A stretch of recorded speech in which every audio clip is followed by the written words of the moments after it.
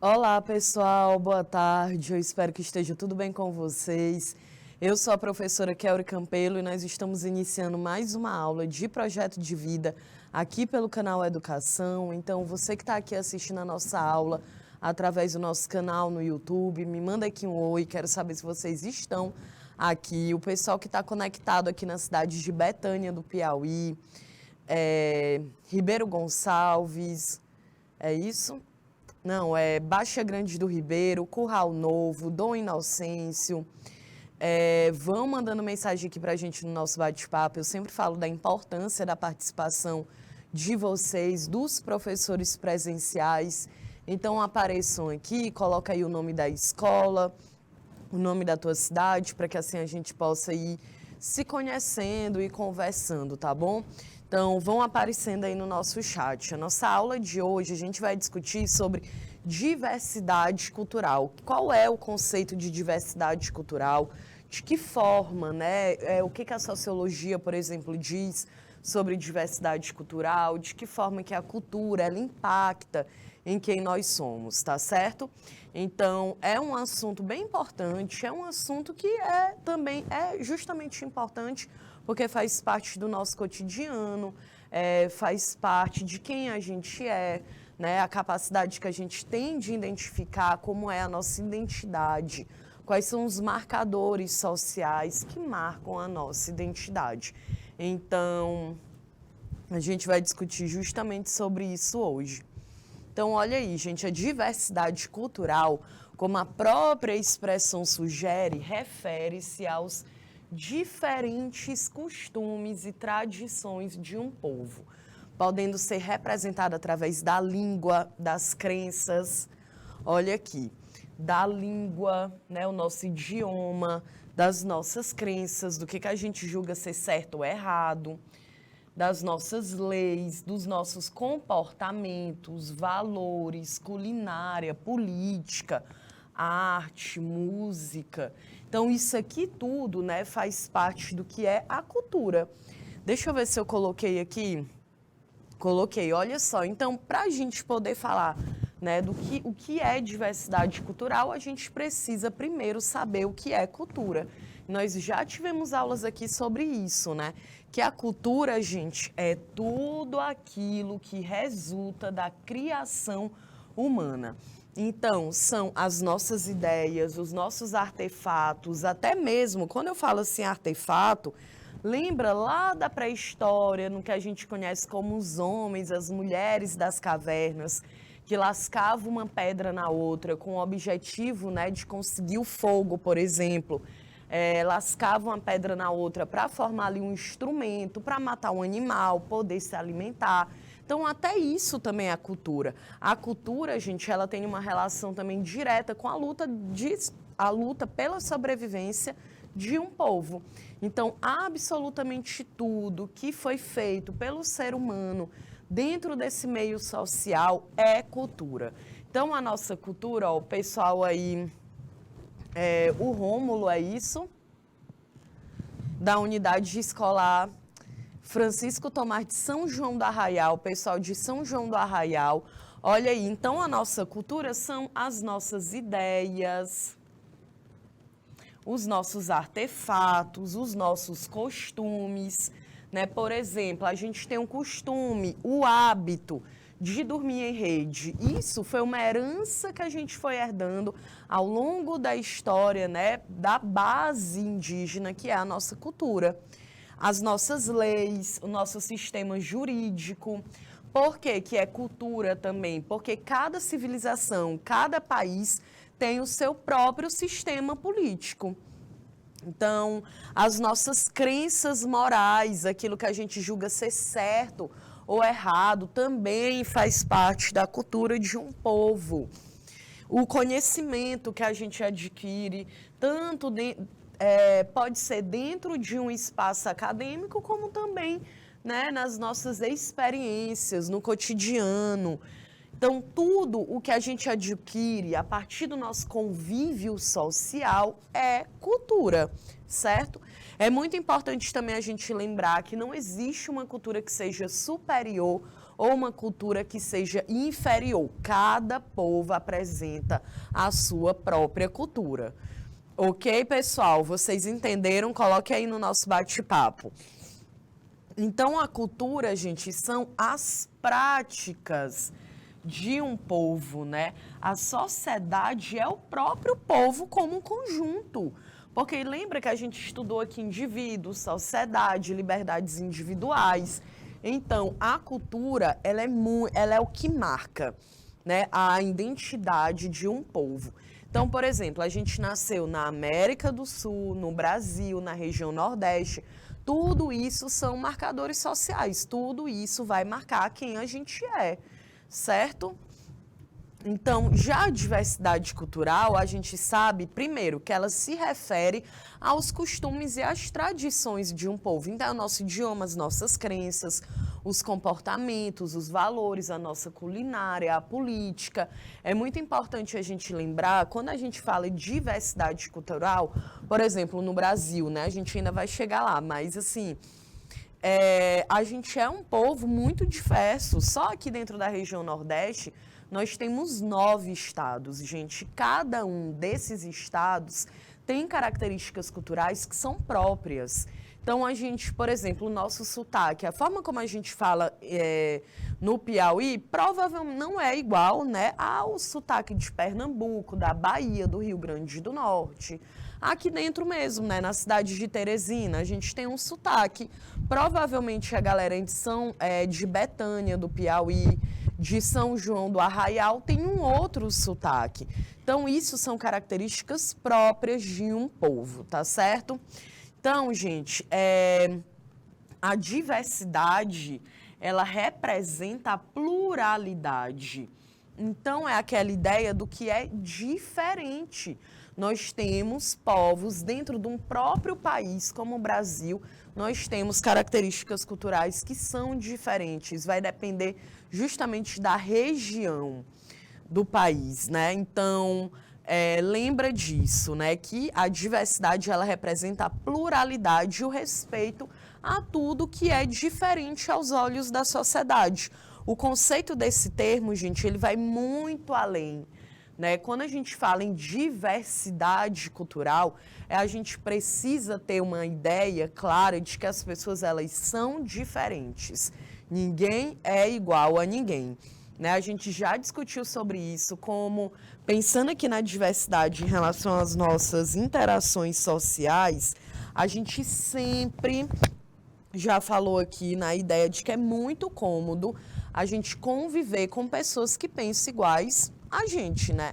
De forma igual. Então, por exemplo, é muito mais fácil para mim, se eu conhecer aqui a Regina, é muito mais fácil se ela pensa da mesma forma que eu, se a gente tem o mesmo posicionamento político, se a gente compartilha das mesmas ideias, objetivos, interesses, desejos, é muito cômodo, né? Então, eu tenho uma afinidade com ela e por isso eu fico ali sendo amiga da Regina. A partir do momento que a Regina, que está aqui no nosso bate-papo, ela pensa diferente de mim, aí, né, é bem comum no Brasil a gente ver isso, que é aí que começam os conflitos. Porque é mais fácil você conviver com alguém que é parecido com você, que tem as mesmas ideias que você, mas não é assim que funciona, né, gente? Não dá para a gente conviver apenas ali com os nossos melhores amigos o tempo inteiro. Até as pessoas que a gente julga que são os nossos melhores amigos, porque a gente tem afinidades maiores, mesmo assim, a gente ainda vai ter opiniões diferentes, né? Você aqui pode ter sido educada pela sua família, mesmo assim você não vai pensar igual à sua mãe. Por quê? Porque você vai ter as suas próprias experiências, a sua própria construção da identidade. Isso é a prova de que a gente é muito diverso. Então, nós temos uma diversidade na ideia da cor, da orientação sexual, da identidade de gênero, da religião.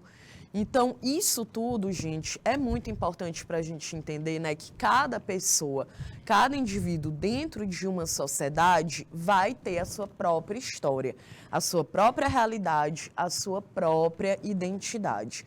E a gente precisa compreender justamente isso, né? Não tem como a gente querer enquadrar as pessoas no que a gente acha que é certo. Então, não tem como eu querer enquadrar a Romuelle, é isso? Deixa eu ver aqui direitinho. Romuelle, é isso mesmo? Então tá, olha aí. Não tem como a gente ficar ditando regras para a vida do outro, né? Não tem como. E olha, isso é uma grande questão aqui no Brasil, porque a gente é um país, né, que mata muitos jovens negros, que mata a população LGBTQIA+, que tem muitos conflitos religiosos, principalmente com as religiões de matriz africana. Então, isso aí tudo, gente, é o preconceito, é o racismo, é a homofobia, é a intolerância religiosa, porque a gente não admite que o outro seja diferente.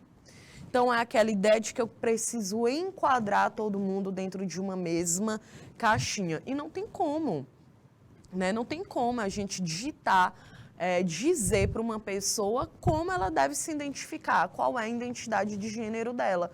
Não tem como a gente impor para uma pessoa a sua orientação sexual. Não tem como impor para uma pessoa a religião que ela deve seguir. Né? Todo mundo aqui, né, de acordo com a Constituição Federal de 1988, nós somos livres, né, para a gente ter a nossa liberdade de expressão, nossa identidade de gênero, a orientação sexual, a religião, o posicionamento político. Então, é isso que a gente precisa entender, né? Entender justamente a diversidade, ok? Então, quando a gente fala aqui em diversidade cultural, engloba tudo isso que eu acabei de citar. Então, a diversidade cultural, ela também está atrelada a um sentimento de pertencimento e aceitação da identidade de cada indivíduo que compõe um grupo. Tá vendo? A gente pensa assim, diversidade cultural é só a ideia de que eu preciso respeitar uma pessoa que nasceu num estado, numa região do país diferente da minha, né? A gente acaba pensando isso. Mas não, de fato, entender a diversidade cultural em um âmbito muito maior, né? Porque o posicionamento político, a cor, a religião, a identidade de gênero, a orientação sexual, tudo isso está inserido dentro da identidade. Ok? Então, não é à toa que a Unesco, em sua Declaração Universal sobre a Diversidade Cultural, diz que a defesa da diversidade cultural é um imperativo ético inseparável do respeito pela dignidade da pessoa humana. Implica o compromisso de respeitar os direitos humanos e as liberdades fundamentais. Em particular, os direitos das pessoas que pertencem a minorias e os dos povos, né, autóctones, que são os nativos ou indígenas. Ninguém pode invocar a diversidade cultural para violar os direitos humanos garantidos pelo direito internacional, nem para limitar o seu alcance. Entenderam? Viu como a identidade, o conceito de diversidade cultural, ele é muito amplo. Quando a gente fala que, olha, implica respeitar, né, implica o compromisso de respeitar os direitos humanos, principalmente, né, em particular, os direitos das pessoas que pertencem a uma minoria. Quando a gente fala minoria no Brasil, a gente não está falando na quantidade de pessoas. Nós estamos falando em pessoas que têm espaços de direitos que lhes são negados, né, ou que são excluídas. Então, quem são as minorias do Brasil? São as mulheres, porque muitos direitos, né, a gente ainda está lutando para conquistar. Por exemplo, o direito ao voto no Brasil, o voto para a mulher não tem nem 100 anos. Entrou na Constituição de 1934. Então, não tem nem 100 anos que a gente vota no Brasil. É algo muito recente, né? Outro ponto que a gente também precisa pensar, a que faz parte das minorias, a população negra no Brasil. Embora o Brasil ele seja o país mais negro fora do continente africano. né? O país mais negro do mundo é na Nigéria, que é dentro do continente africano. E o segundo país mais negro do mundo é o Brasil, né? Então, e mesmo assim, como a maior parte da população sendo negra, mesmo assim ainda é a parte da população mais excluída, né, da questão da saúde, do trabalho, da segurança, da moradia, do lazer. Não é à toa que o Brasil é considerado um dos países mais racistas do mundo, porque de acordo com o Fórum Brasileiro de Segurança Pública, hoje no Brasil, a cada 25 minutos, um jovem negro morre, né, gente? E, por exemplo, a gente, lá no Atlas das Juventudes, né, que todo ano é feito, no Atlas das Juventudes, mais de quase 50 milhões de pessoas no Brasil são jovens, e essa maioria é negra e é a que mais morre. Então, é por isso que é uma minoria. Outra minoria é a população LGBTQIA+, que também, né, é a população que mais morre no Brasil. Lembrando que a homofobia ela é um crime desde 2019, né, o STF legitimou como sendo um crime. E aí, por que é muito importante a gente refletir? Por que essa população ela é assassinada no Brasil? Porque a gente vive numa sociedade que não respeita o outro, né, que não respeita a liberdade individual de uma outra pessoa, para quem ela vai amar, qual é a identidade dela. Então, isso é muito importante que a gente consiga refletir, que a gente consiga pensar, gente, que sociedade é essa que você vive? Né? Vocês que estão aqui, que estão no ensino médio, que precisa refletir sobre isso, porque quando a gente pensa, né, a infância, a juventude é o futuro do país. Que juventude? Né? Aqui, um dos pilares da educação é desenvolver esse pensamento crítico, porque senão não tem como. Ó, a Joyce, ela comentou assim no nosso bate-papo: professor, o tema de redação do Enseja, do ensino fundamental, foi a cultura falada? O que é? Ah, tu Joyce aqui, essa pessoa? Ah, ó, gente, a mãe da Joyce, né, fez aqui a prova do Enseja e o tema da redação foi cultura. É isso?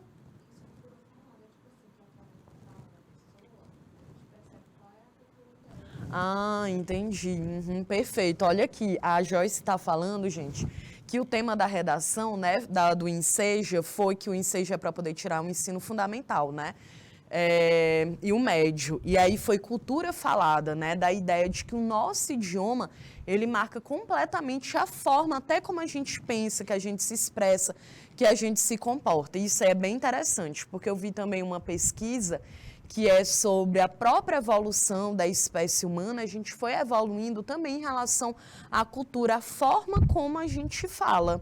Então, se tu, né, nasceu aqui no Brasil, beleza, a forma, o idioma que a gente aprendeu a falar marca completamente a forma do nosso pensamento, como que a gente articula as palavras, por isso mesmo que o idioma ele é um marco, né? É um traço da cultura. Então, se a gente tivesse nascido lá no continente africano, lá no continente asiático, a forma como a gente ia ter de se expressar através da língua ia ser muito diferente como a gente se expressa aqui.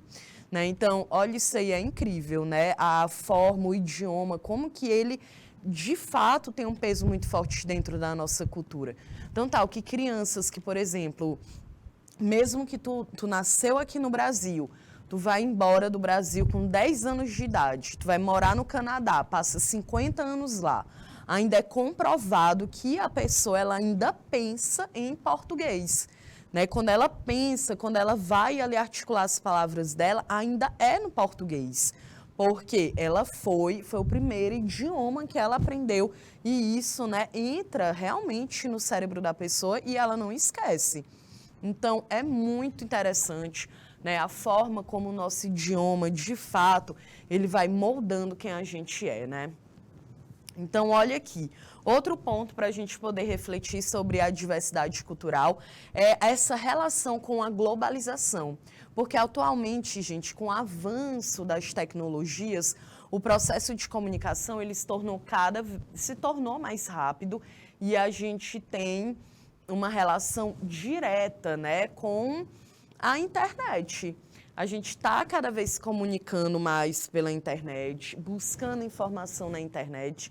Aí lembrando, né, que a gente precisa fazer um recorte social, porque infelizmente no Brasil nós ainda temos mais de 60 milhões de pessoas que não têm acesso à internet, tá bom? Então, olha, a troca de informações ganhou um fluxo intenso e é claro que ultrapassa as barreiras geográficas porque permite que a gente consiga interagir, que a gente consiga acessar diferentes culturas sem sair do lugar.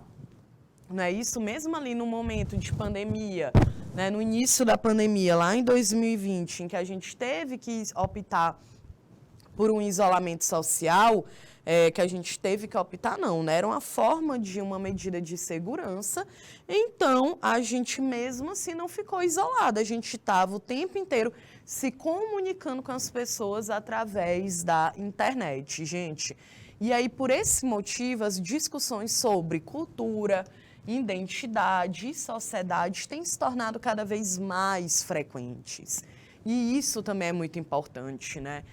A sociedade, ela vem se transformando, a gente precisa se transformar também, porque não tem como, a gente está no ano de 2022, no século 21, não tem como a gente ter um olhar de 100 anos atrás, de 300 anos atrás, gente. Não tem como a gente ficar com uma visão ainda lá da Idade Média, né? A sociedade inteira sendo moldada pelos princípios religiosos da Igreja Católica, no caso. Então, isso aqui é para a gente pensar que esses assuntos de identidade, de diversidade, precisam estar presentes nas nossas discussões, para que a gente quebre esses tabus, para que a gente quebre esses preconceitos, tá certo? Então, para muitos estudiosos, olha, a globalização, ela interfere positivamente na diversidade cultural, uma vez que ela proporciona um enriquecimento da civilização. Ela favorece a pluralidade, estimula a liberdade de escolha e, principalmente, incentiva a formação de uma sociedade que seja mais inclusiva. E isso aqui também é uma relação com a cidadania que a gente estudou aqui, com a democracia, né? Eu sempre falo, gente, política, democracia é muito além de um processo eleitoral, né? Tudo bem, você pode pensar assim, mas quando o Brasil viveu uma ditadura civil-militar, a gente não votava, então a gente não participava das decisões políticas, claro, mas hoje é uma democracia, faz parte da democracia. Lembra, é a cidadania política, você participar do processo eleitoral, mas a democracia, para ela estar presente dentro da sociedade, é quando a gente fala que todas as pessoas elas são tratadas de uma forma igualitária, independente da sua identidade de gênero, da sua orientação sexual, da sua cor, da sua etnia, da sua condição econômica, da sua nacionalidade, da sua idade.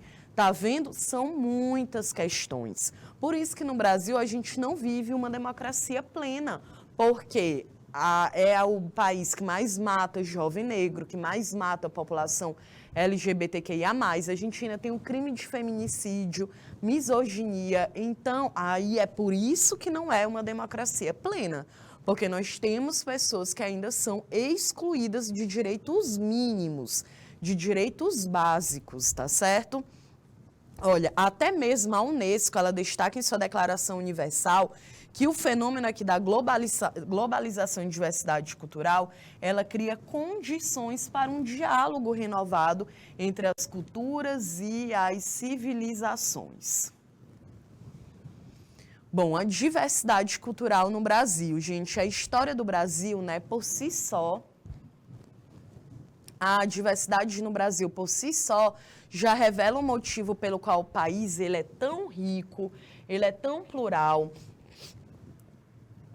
Isso é que é bom, né? A gente também precisa refletir sobre quando a gente estuda lá na história, quando a gente é criança, que a gente estuda o quê? Ah, o Brasil foi descoberto pelo Pedro Álvares Cabral, pronto. A gente aprende isso no ensino fundamental, né? Embora eu acredito, né, que agora a literatura, né, os livros de história usam uma nova nomenclatura, gente, que não é descoberta, né? Invasão, é conquista, é ocupação do território brasileiro. Por que que a gente não deve usar esse termo descobrimento do Brasil? Porque quando a gente descobre alguma coisa é porque algo estava perdido. Então, se eu digo que o Brasil foi descoberto, eu esqueço a população que aqui vivia. E era uma população de mais de 6 milhões de indígenas vivendo em todo o território brasileiro, de acordo com a sua cultura, com seus idiomas, os seus dialetos, a luta e a sua luta pela sobrevivência. Então, isso aqui é para a gente refletir, né? Porque aqui no Brasil, eu sempre digo isso, que é muito engraçado. Aqui no Brasil, sempre tem uma galera que aparece dizendo, né? Ah, eu tenho um tataravô português, uma tataravó portuguesa. Parece que ninguém tem tataravô aí indígena, né? Parece que o Brasil ele era ocupado só por europeu. E não é verdade, gente. 6 milhões, né, da população indígena espalhados por todo o território. No IBGE de 2010, e eu digo de 2010 porque no panorama geral do IBGE, a cada 10 anos, inclusive agora, em 2022, né, o IBGE está fazendo o recenseamento novamente. E aí vamos ver, né, o número da população indígena. Mas lá no IBGE de 2010, não tinha nem 900 mil indígenas no Brasil, gente. Olha como esse número ele caiu consideravelmente. Então, quando a gente fala em diversidade do Brasil, não tem como a gente não falar da população nativa, que é a população indígena. Esse próprio termo, o indígena, é algo que deve, agora a gente precisa trocar esse índio por indígena, porque essa nomenclatura índio é justamente daquela visão eurocêntrica, em que os europeus, eles enquadravam todo mundo dentro do mesmo quadro. Né? Então, ele dizia, olha, o índio é quem?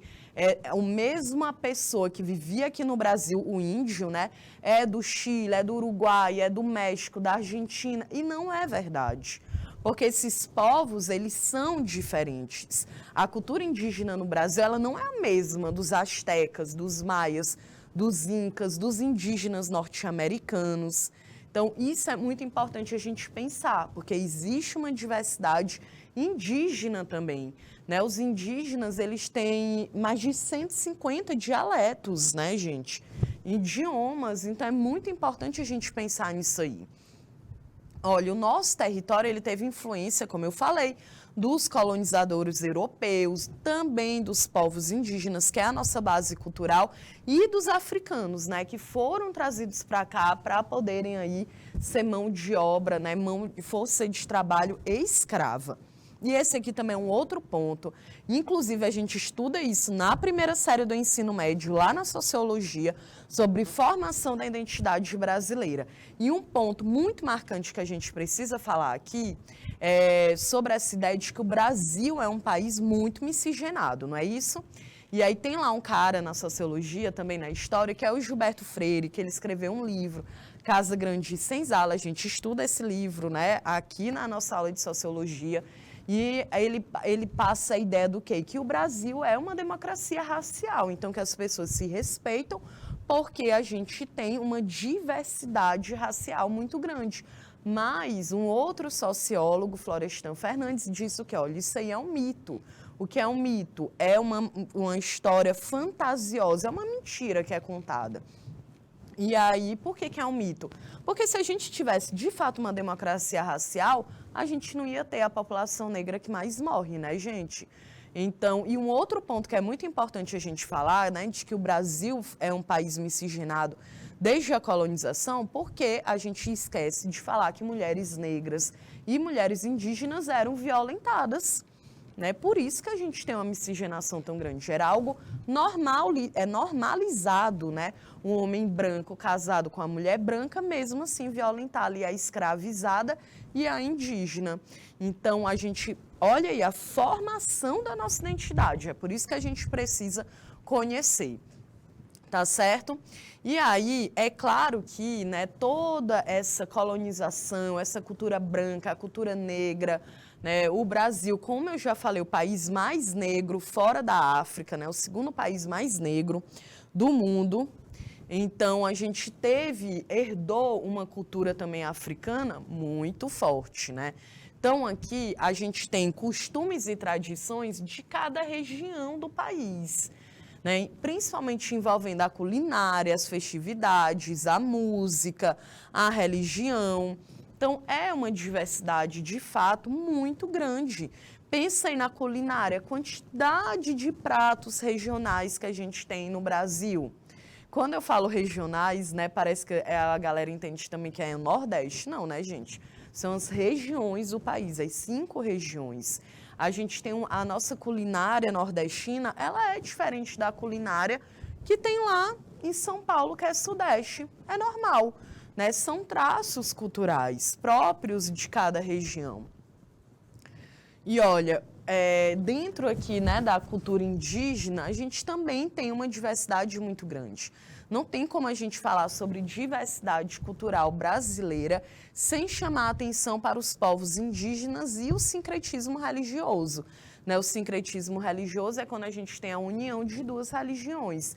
Então, por exemplo, um sincretismo religioso muito forte no Brasil é o catolicismo e as religiões de matriz africana, porque muitos santos, né, que são representados ali no catolicismo, eles são lá na religião de matriz africana, o bando, o candomblé, é um orixá, né, é o mesmo, só que vai mudando ali o nome. Então, isso é um sincretismo religioso. Então, grande parte dessa população vive, né, os indígenas vivem na área chamada Amazônia Legal, que abrange os estados do Amazonas, do Acre, do Amapá, do Pará, de Rondônia, Roraima, Tocantins, Mato Grosso e parte oeste do Maranhão. O hábito de viver em áreas mais afastadas já representa uma forma de preservar os conceitos, os valores, os costumes, as crendices, né? E diz respeito à necessidade de oferecer-lhes qualidade de vida. E aqui é importante também a gente lembrar que quando a gente fala terra, para a população indígena, não é apenas um território físico, mas é também uma relação direta com a cultura, com a história, a memória desse povo, tá certo, gente? Então, não é simplesmente uma questão territorial. Olha, já a diversidade religiosa no Brasil, ela pode ser percebida em várias regiões, influenciando o modo de vida das pessoas, com as transformações do tempo e do comportamento, né, da própria cidade. É claro que a gente vai ter as manifestações que elas vão acabar se misturando. O Brasil, eu não lembro agora, mas eu já trouxe esse dado para cá em relação às crenças, às religiões no Brasil, né? Que a maior parte do Brasil se diz ser cristão, né? E quando a gente fala cristão é quando a pessoa acredita ali em Deus, nos princípios e tal, né? Nesse simbolismo do cristianismo. Mas olha, a gente tem muitas manifestações religiosas, né, gente?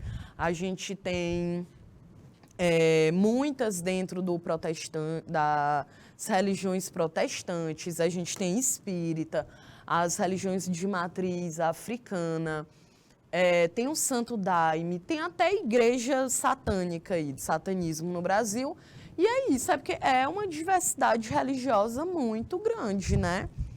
Então, por exemplo, olha, as festas de Iemanjá, a lavagem das escadarias do Bonfim, que é na Bahia, o Círio de Nazaré, a festa do Divino, Dia de Reis e tantas outras celebrações são exemplos clássicos de como que a religiosidade aqui no Brasil ela é muito diversa, né?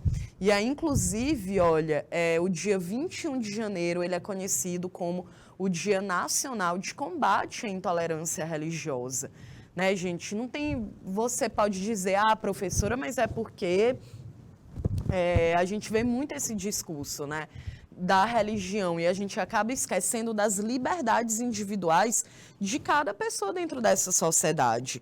Então, por exemplo, você diz assim, né, na minha religião se a pessoa ela for homossexual, isso aí é algo errado, né? E, gente, não tem como. Tudo bem, você pode dizer, na minha religião isso aí não é para acontecer. Aí você não faz, mas você não pode tirar o direito da pessoa ser livre. Todo mundo é livre dentro dessa sociedade, gente. Então não tem como, né? Outra questão aqui, o Brasil, ele é um país laico, né? Então isso significa que a gente não tem uma religião oficial no país. Então, ele é laico porque a gente tem muitas manifestações religiosas. Mas a gente sabe, né, que muitas pessoas que estão aí no poder público se apropriam de um discurso religioso. E aí, eu sou uma pessoa temente a Deus. Tá, isso aí não me diz nada em relação ao seu caráter. Só me diz que você é uma pessoa que tem uma religião, né? E a gente acaba julgando. Tô lá na minha religião, tenho os princípios religiosos que eu devo seguir, beleza, mas eu não posso ditar a regra para a vida do outro baseado nos meus princípios religiosos, né, gente? Não é verdade? Então, o Ilane, né? O Ilane que está aqui. Não é verdade, gente? Então, vamos refletir sobre isso. Respeitar o outro, né? Respeitar ali o outro na sua identidade, na sua religião, na sua orientação sexual, porque com certeza a gente ia conseguir viver dentro de uma sociedade mais justa. Olha aqui a nossa herança cultural indígena. O uso da rede de dormir. Provavelmente todo mundo aqui que está assistindo essa aula agora tem uma rede em casa, né, gente? É uma cultura, é um traço cultural nosso, isso não é comum, né? Não é presente em outros países, em outras culturas ao redor do mundo. Então, é um traço cultural nosso, é próprio da nossa cultura. A utilização do milho.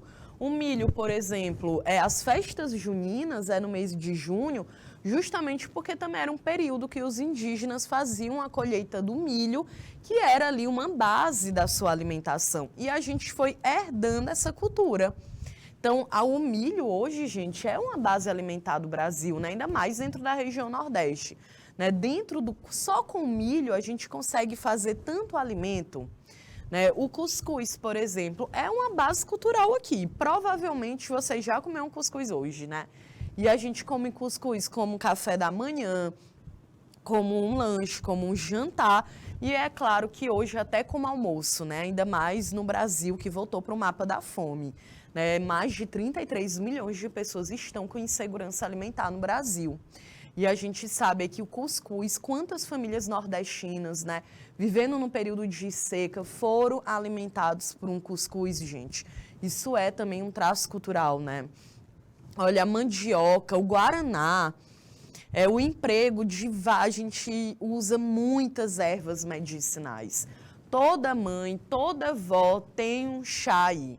É chá para dor de cabeça, é chá quebra-pedra, né? Que é quando a pessoa está com pedra nos rins. A gente tem chá para tudo, gente.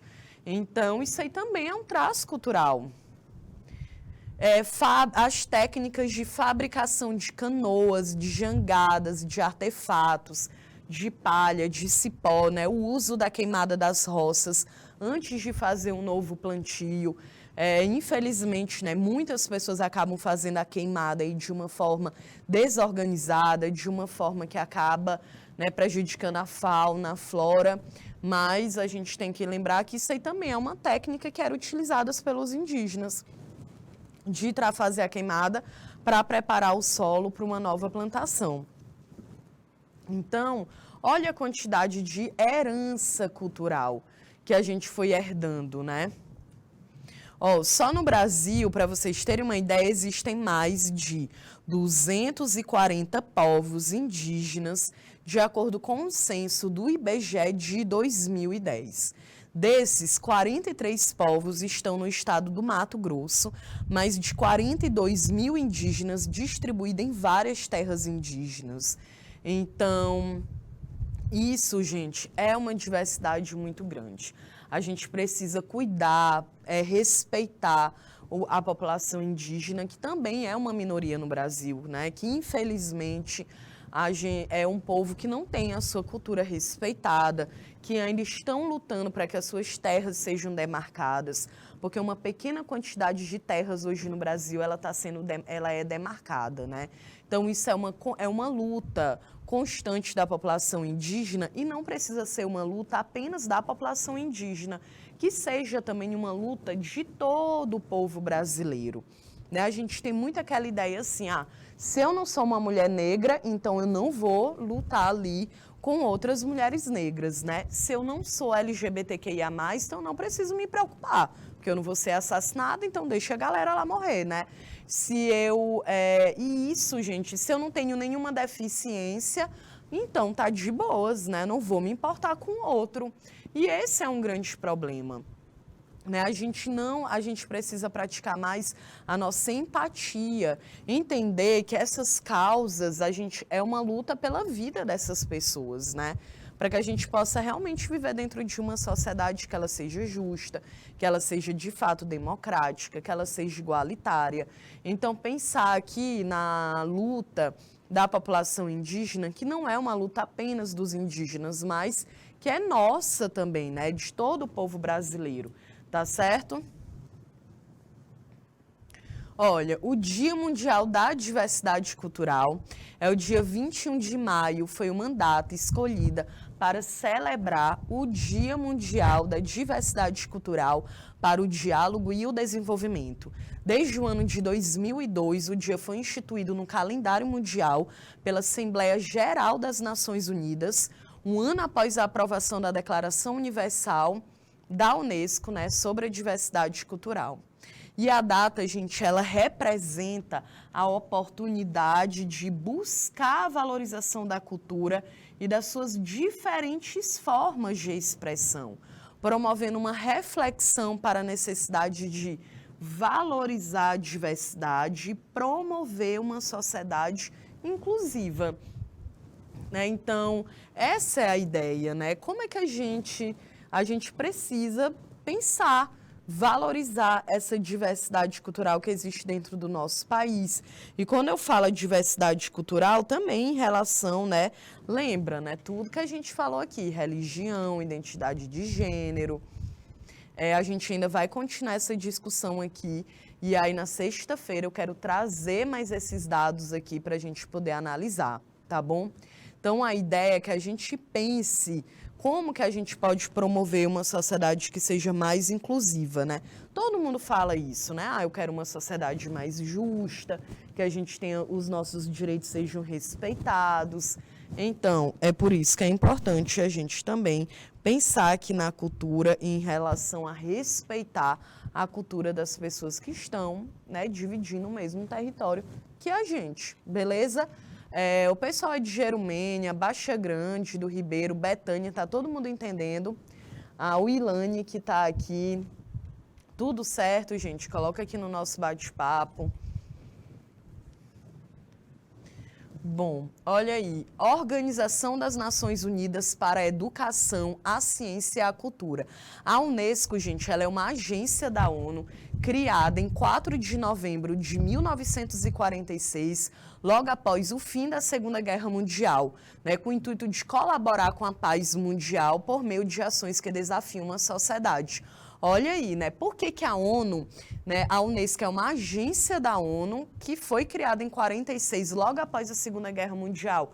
Porque quando termina a Segunda Guerra Mundial, a gente tem mais de 6 milhões de judeus mortos, mulheres, pessoas negras, LGBTQIA+, pessoas com deficiência. Essa galera inteira foi morta dentro de campo de concentração, gente. Porque não se respeitava a diversidade das pessoas, né? Nem a religião das pessoas. Não tem como a gente viver dentro de um mundo assim. Que eu vou ser morta pela minha religião, que eu vou ser morta pela minha sexualidade. Não tem como. Então se pensou, olha, gente, a humanidade deu errado, porque um cara, né, no caso o Hitler, começou esse discurso de matar, né, do que ele considerava que era ser puro, do que era realmente ali, né, o que ele julgava que era ser puro dentro de uma sociedade. Então não tem como, é por isso que a gente tem esses órgãos para poder falar, né, da diversidade, de respeitar todos os povos.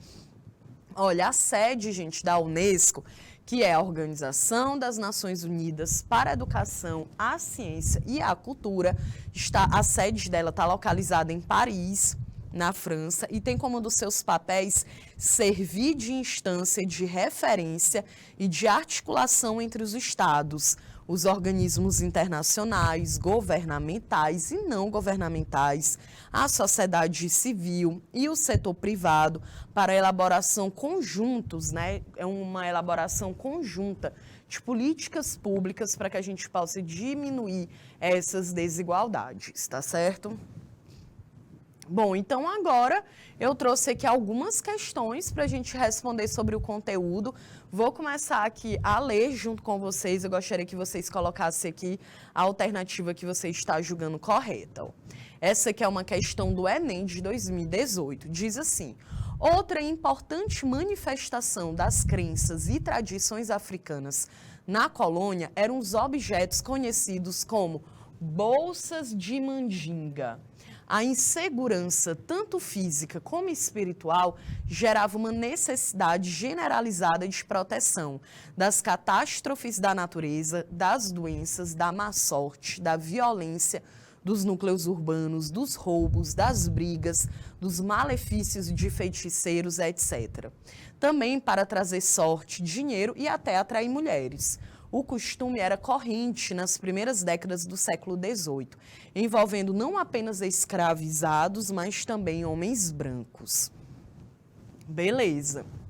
A prática histórico-cultural de matriz africana descrita no texto representava o que vocês acham que representa esse traço cultural aqui? Letra A, expressão do valor das festividades da população pobre. Bom, a questão ela não está te falando ali em algo de uma festividade, é muito mais uma relação religiosa. Letra B, ferramenta para submeter os cativos ao trabalho forçado. Não, a ferramenta que era feita, né, gente, para justamente submeter, escravizar essa população, gente, não era, né? Não era, era através da violência, dos castigos físicos, mas não uma ferramenta religiosa. Letra C, uma estratégia de subversão do poder da monarquia portuguesa? Não, né, gente? Letra D, um elemento de conversão dos escravizados ao catolicismo romano? Ou letra E, um instrumento para minimizar o sentimento de desamparo social? Imagina, quando a gente tem uma fé, né, muitas pessoas, e isso já foi constatado, né, pessoas que vivem uma situação de pobreza, elas acabam tendo uma relação com a fé muito mais forte. Porque quando a pessoa está ali pobre, gente, marcada por tanta desigualdade social, ela tem uma esperança, né? Ela diz o quê? Ah, Deus vai me ajudar. É a esperança de que algo vai melhorar. Porque tu não tem com quem se agarrar, então a fé, ela te ajuda, muitas vezes, a tu superar algumas questões, né? Pode ser sociais, pode ser psicológicas. Então, aqui na questão, olha, galera, o que está querendo dizer aqui nessa questão? As bolsas de mandigas, né, as manifestações das crenças e tradições. Era a ideia de que, olha, a pessoa ela vivia uma insegurança física e espiritual, então ela pelo menos ela se agarra ali na fé, no patuá, né? A mesma coisa que a pessoa que tem aquele terço, aquela imagem, aquele santo, aquele orixá, né? Jesus Cristo, Ave Maria. Então, é aquela ideia de que tu se apega a algo que vai te ajudar a passar por um momento difícil, porque a fé é isso, né, gente? Então, aqui com certeza a alternativa verdadeira é a letra E. É um instrumento para te minimizar aquele teu sentimento de desespero, o sentimento de desamparo, né? Então, se o Estado ele não te dá um trabalho, e é uma função do Estado, né, do executivo, a geração de renda, a saúde, a educação. Então, se ele não faz isso, tu pensa assim, não, pelo menos Deus vai fazer por mim, né? Então, aqui, com certeza, a alternativa verdadeira, letra E. Bora aqui responder segunda questão, olha aí, também do Enem. Diz assim a questão. Na segunda metade do século XIX, a capoeira era uma marca da tradição rebelde da população trabalhadora urbana na maior cidade do Império do Brasil, que reunia escravos e livres, brasileiros e imigrantes, jovens e adultos, negros e brancos. Olha o que te chama a atenção. A capoeira, ela era uma tradição rebelde, porque a capoeira, gente, ela era até proibida no Brasil. Ela só deixou de ser proibida durante o governo do Getúlio Vargas, mas mesmo assim ainda tinha algumas restrições. Isso também é um preconceito, né?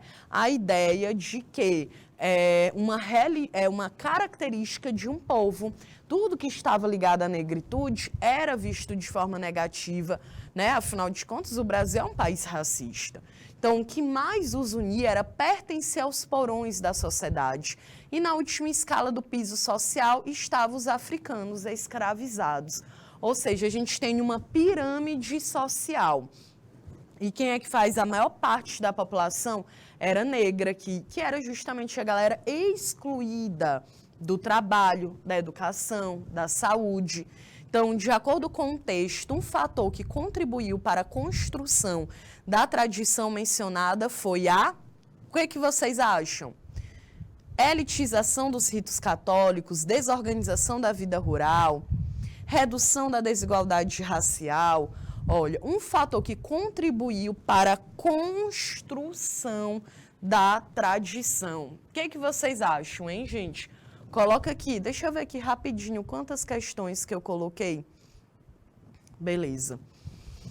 Então, um fator que contribuiu para a construção aqui dessa tradição, olha, a dança, a capoeira, ela era uma forma de resistência, é uma questão de cultura. Então, essas pessoas escravizadas na história do país, elas iam ali buscando os grupos de pessoas que elas compartilhavam tradições. A própria capoeira, que é uma dança, é uma luta, ela é vista como uma forma de sobrevivência, né?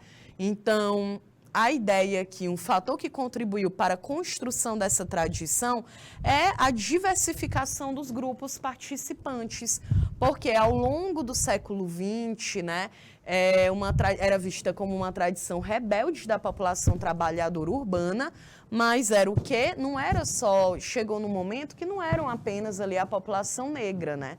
Então, gente, que hoje a capoeira ela é um esporte, uma luta, né, uma arte. E a gente tem vários segmentos aí da população. É homem, é mulher, é criança, pessoas brancas, pessoas negras, indígenas. Então, tem também uma diversidade muito grande, né? E a ideia é essa, né? Uma diversidade dos grupos participantes. Então, a alternativa verdadeira, letra E. Vocês estão entendendo? Cadê vocês aí no nosso bate-papo? Coloque aí aqui no nosso chat se está tudo certinho. Vamos aqui responder nossa última questão, também do Enem de 2017. Olha aí. Muitos países se caracterizam por terem populações multiétnicas. Com frequência evoluíram desse modo ao longo de séculos. Outras sociedades se tornaram multiétnicas mais rapidamente, como resultado de políticas incentivando a migração ou por conta de legados coloniais e imperiais.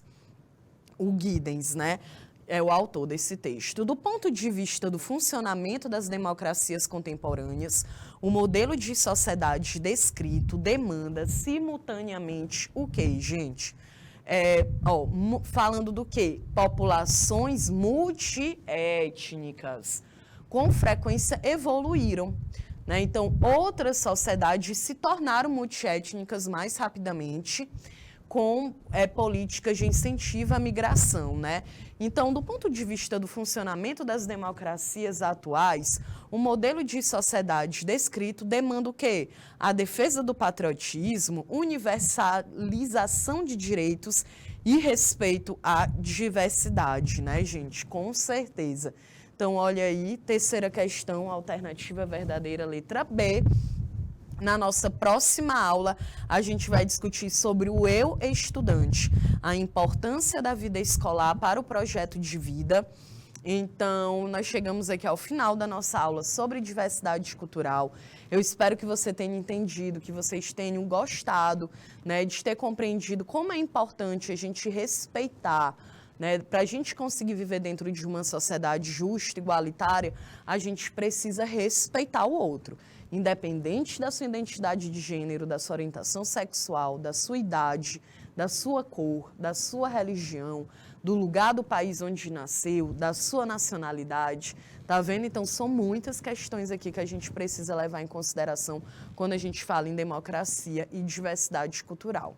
Ok? Então, desejo aí a vocês uma ótima semana. A gente se encontra aqui na sexta-feira. Beijos e até mais.